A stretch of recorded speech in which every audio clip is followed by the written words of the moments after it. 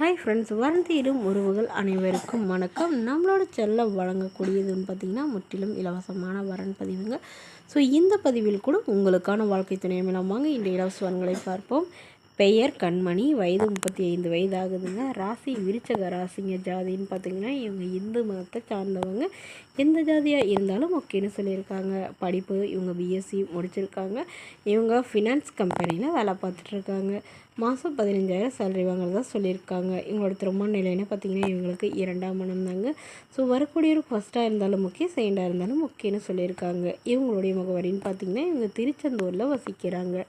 மணமகளுடைய வசதி நிலைன்னு பார்த்திங்கன்னா இவங்களுக்கு ஒரு சொந்த வீடு இருக்குங்க.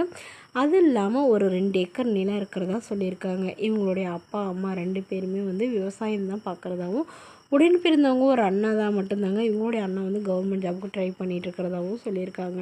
ஸோ இவங்களுக்கு ரொம்ப வருடத்துக்கு முன்னாடியே திருமணம் பண்ணிட்டாங்க. பட் இவங்களுடைய கணவர் இவங்கள விட்டுட்டே போயிட்டதுனால இவங்க இப்போ தனிமையில் வசிக்கிறதா சொல்லியிருக்காங்க.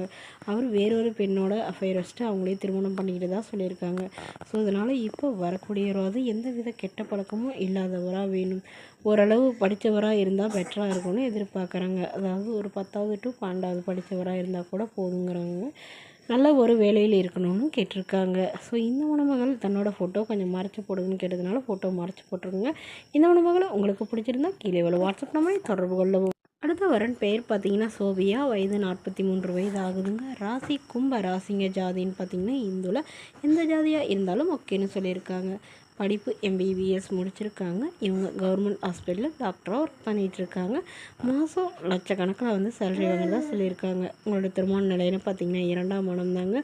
ஸோ வரக்கூடியவருக்கு ஃபஸ்ட்டாக இருந்தாலும் ஓகே, செகண்டாக இருந்தாலும் ஓகேன்னு சொல்லியிருக்காங்க. இவங்களுடைய முகவரின்னு பார்த்திங்கன்னா ஒசூரில் வசிக்கிறாங்க. ஸோ இவங்களுக்கு லவ் மேரேஜ் தாங்க பண்ணிக்கிட்டாங்க. அதாவது டாக்டர் ஃபேமிலியிலே தாங்க திருமணம் பண்ணிக்கிட்டாங்க.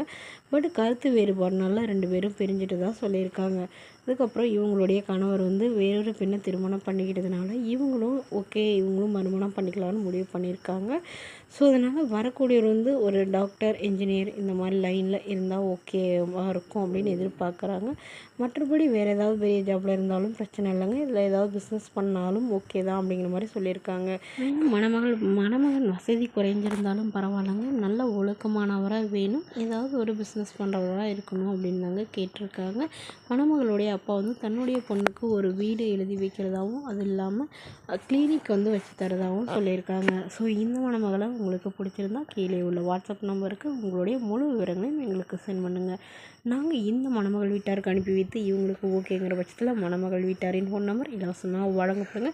இதற்கு நீங்கள் கட்டணமாக ₹1 கூட செலுத்த தேவையில்லை. இது முற்றிலும் இலவசமான வரன் பதிவுங்க. இது போன்ற இலவச வரன்களை உடனுக்குடனே உங்களுடைய ஃபோன்லேயே தெரிஞ்சுக்கலாம். நம்மளோட சேனலை சப்ஸ்கிரைப் பண்ணி அருகில் உள்ள பெல் ஐக்கானை கிளிக் பண்ணிக்கோங்க. Okay friends, thank you.